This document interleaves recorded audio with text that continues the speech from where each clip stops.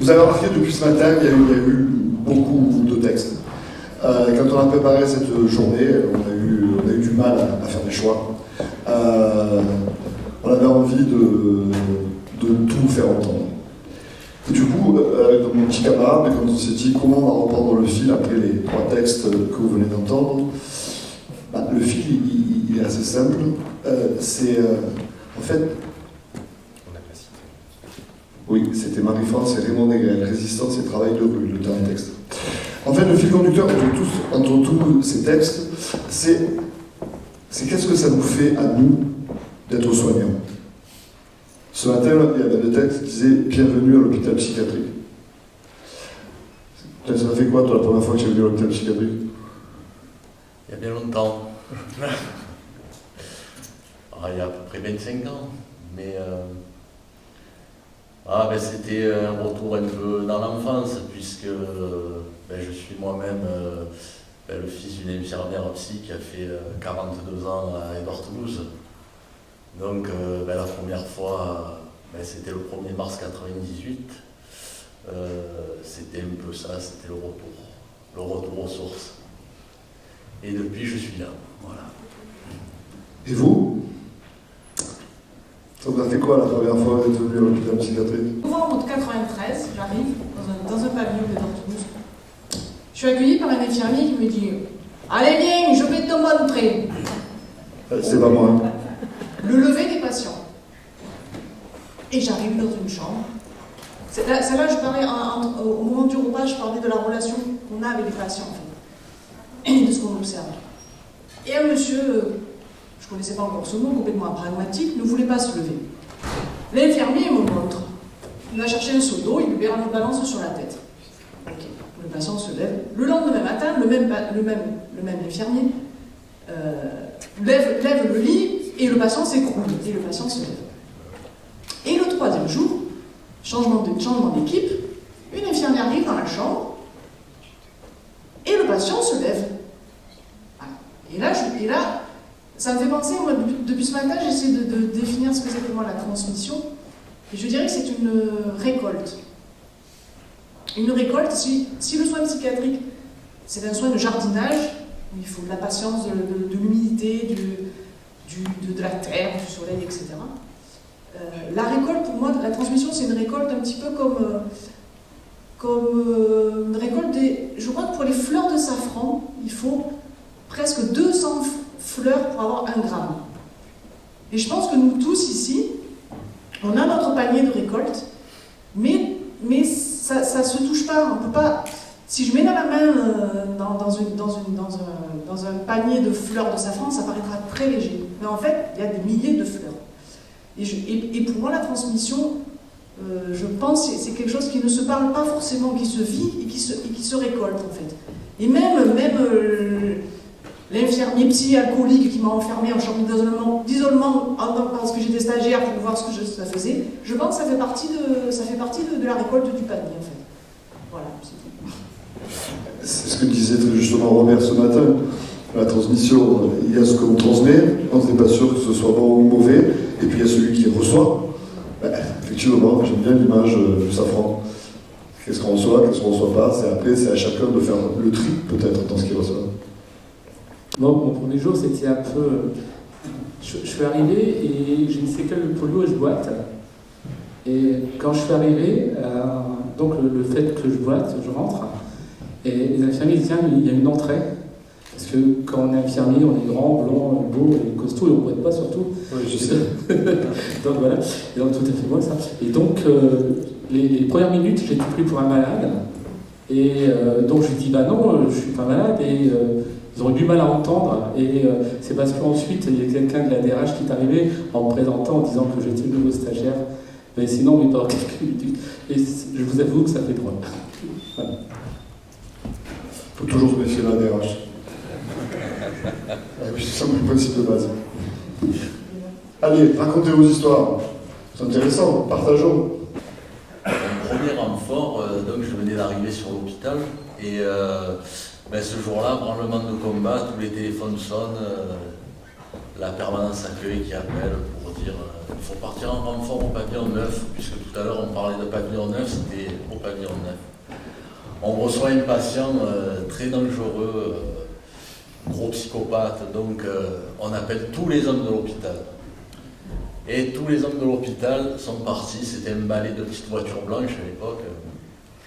Et on s'est tous retrouvés au pavillon 9, dans la chambre d'isolement. Et puis là, il y avait un patient, on devait être une quinzaine d'infirmiers. Il y avait des jeunes, il y avait des vieux, on était tous là autour du patient. Et le patient, c'était un peu ton gabarit, là, mais un peu plus... Athlétique. Un peu plus athlétique encore, voilà. Avec des grands yeux bleus, un regard bien froid et des cheveux blonds, longs. Et puis là, le patient était là, debout dans le coin. Nous étions tous là autour de lui. Et il a fait comme ça. Il a dit, c'est bon, vous êtes tous là, ben maintenant la corrida peut commencer. Et là, il y a un infirmier qui s'avance, un vieil infirmier. On ne savait plus trop si, à la fin si c'était encore un patient ou un infirmier, mais bon, il avait son expérience. Et là, il a regardé et il lui a dit, écoute-moi jeune, tu es gentil, hein, mais moi je vais commencer par la mise à mort alors. Et puis là, ben, le patient nous a regardé et a dit, il est vraiment fou celui-là, je crois. C'est au contexte. Là-haut. Alors, mon premier contact avec l'hôpital psychiatrique remonte à 1981. Je suis rentré dans l'hôpital comme garde-malade parce que je venais me faire virer de terminale. Je faisais une terminale de comptabilité qui ne m'intéressait absolument pas.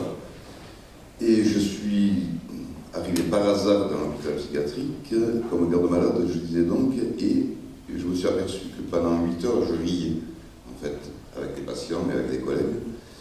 Et dans le service dans lequel j'ai commencé à travailler, on portait le linge, on allait chercher le repas, on faisait toutes les tâches qui sont dorénavant dévolues aux logistiques, mais qui nous permettaient de nous rencontrer énormément dans tout l'établissement. Et pour apporter le linge à la lingerie et aller le récupérer, on était obligé de traverser un autre service dans lequel, dans la cour, il y avait un barbecue. Et les anciens infirmiers psy de l'époque, alors les diplômes n'étaient peut-être pas ceux d'aujourd'hui, hein, mais ça avait accueilli les jeunes, c'est-à-dire qu'aux alentours de 11h30 midi, c'était l'heure de l'apéro, donc le linge finissait sa course tout seul, et moi je repartais péniblement aux alentours de 14h pour essayer de retrouver mon service, en essayant de retrouver la serrure, évidemment. Et je me suis dit, il faut absolument que je reste dans ce milieu-là, c'est magnifique. Et le seul moyen d'y rester, c'était de passer infirmier, donc j'ai passé le diplôme d'infirmier, au même titre que le collègue Alain, qui a changé de place, parce que je ne le vois plus, en 1987. Et donc j'y suis toujours après, 40 ans après, donc 40 ans après, et je fais partie, dorénavant, de l'équipe d'intervention dont on abordait le sujet tout à l'heure, avec les difficultés de mise en chambre d'ISO, etc. Et juste par rapport à la transmission, mon témoignage sur ce sujet-là, ce serait pendant 35 ans, du mois d'avril jusqu'au mois de novembre, j'ai travaillé en short et en tongs. Et du coup, il est évident que lorsqu'on va vers des patients qui sont tendus, apeurés, en colère, lorsqu'on arrive en tongs et en short, forcément, l'image qui est renvoyée n'est pas forcément quelque chose de très péjoratif. Du coup, eh bien, 40 ans après, la plupart des patients de l'hôpital me connaissent, et évidemment, on fait confiance. Nous avons une proportion de PO, enfin rachot dorénavant, importante dans l'établissement, certains qui ont tué, etc. Et une immense majorité des tueurs m'embrassent, me font la bise de le câlin. Tout ça aussi pour revenir à l'histoire de la distance thérapeutique, etc. Quelle est l'image qu'on renvoie et qu'est-ce qu'on essaye de faire passer aux jeunes? Passer aux jeunes, c'est que le travail en psychiatrie, c'est avant tout du temps, de la décontraction et du plaisir, quoi. Et 40 ans après, j'apprends toujours de la part des patients. C'est eux qui m'enseignent les positions à tenir, la manière d'être, etc. En faisant des erreurs, évidemment. On a fait 40 ans d'erreurs. L'avantage, c'est qu'en psychiatrie, quand on fait des erreurs, on peut les rattraper, contrairement à réa. Et j'essaye de faire passer le message que la psychiatrie, notamment infirmière en psychiatrie, c'est un métier fabuleux, quoi, puisque c'est sans fin. Lorsque j'ai débuté comme infirmier, les dossiers infirmiers n'existaient pas encore. Il n'y avait pas d'ordinateur, il n'y avait pas de dossier, il y avait juste un cahier où le collègue écrivait la date et le nom des personnes présentes. Ce qui fait que dans la journée, sur 8 heures, on n'était pas beaucoup plus nombreux, mais on était nettement plus présents auprès des patients. Dorénavant, quand je vois les collègues dans les services successifs, parce que je traverse tous les services de l'établissement, au gré des besoins, lorsque je les vois assis à un bureau en train de pianoter sur un ordinateur ou faire des croix, comme je l'ai entendu tout à l'heure, j'ai de la peine pour eux, quoi. C'est pour moi catastrophique. L'HAS et l'IGAS, en fait, toutes ces salades, c'est pour moi intolérable, je le dis comme je le pense. Le monsieur parlait de militantisme ce matin, je suis tout à fait d'accord avec lui, la psychiatrie, on n'a pas, à mon sens, à justifier ce qu'on fait, on fait. Et puis c'est déjà magnifique ce qu'on fait. J'avais une dernière bricole à raconter, mais je pense que je l'ai oubliée ou qu'elle reviendra peut-être plus tard. Voilà. Oui, parce qu'en fait, l'histoire de M. Betty, ça demande du temps. Mais effectivement, tout le temps passé devant un ordinateur à remplir des cases, à jouer à la bataille navale, c'est du temps qui n'est pas passé auprès des patients. Et c'est du temps qui est perdu, en fait. Parce que le vrai soin, il se fait auprès du patient, c'est comme ça qu'on construit, c'est comme ça qu'on chemine avec les patients tout au long d'une carrière, parfois. Oui, ça m'est revenu. Nous avons été formés à l'époque, me semble-t-il, sur la personnalisation du soin. C'est-à-dire que chaque patient est différent. Chaque soignant est aussi différent, je l'ai entendu dire. D'ailleurs, lorsqu'on va à une intervention, bien souvent, quand on y est 4 ou 5, ça c'est quand on est très nombreux, c'est bien souvent le patient qui choisit l'interlocuteur. C'est pas nous qui choisissons, c'est lui qui nous choisit en fait. Et cette personnalisation du soin, dorénavant, me semble-t-il, est de plus en plus souvent remplacée par des protocoles qui sont, on a entendu aussi tout à l'heure, quand on parlait de mise en chambre d'ISO avec le pyjama, toutes ces salades, qui est un antagonisme complet avec ce que nous avons appris nous à l'époque.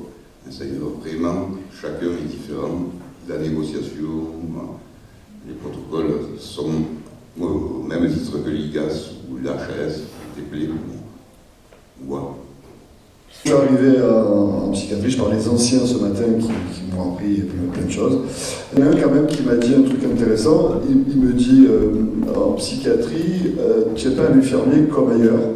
Ailleurs, ils ont des outils, ils ont des seringues, ils ont des pansements, ils ont toi, comme outil, tu as toi. Bonjour, moi c'est Estelle. Donc, je suis rentrée en psychiatrie il y a 2 ans, jeune infirmière. Vous voyez qu'il y a des jeunes. Oui, parce que je suis diplômée de 2020. Et la petite anecdote, c'est que quand je suis arrivée dans mon service, j'ai entendu une des soignantes dire au cadre « Mais pourquoi tu as pris une jeune DE? Elle ne va pas faire mon feu. » Donc ça fait 2 ans maintenant que je suis là. Et quand je suis partie le soir, je me suis dit « Mais en fait, j'ai pas peur des fous, je crois que j'ai peur des soignants du coup. » Et j'en reviens justement à cette organisation du soin. C'est-à-dire que là, récemment, j'ai eu un patient qui, constamment au repas, faisait voler les tables, les assiettes et crachait en fait tous ces traitements. Et j'ai pris l'initiative en fait d'aller manger avec lui. C'est un patient qui, pour contextualiser, est persécuté. Il a l'impression en fait qu'on l'empoisonne en fait dans les repas ou dans les traitements. Et donc j'ai fait cette initiative de prendre 2 plateaux avec la même nourriture, parce que j'ai pris la nourriture de l'hôpital, de prendre un petit gobelet comme les gobelets des patients, où moi je me suis mis de l'eau avec du sirop et j'avais mis les traitements et je suis partie manger avec lui. J'ai fait ça le week-end.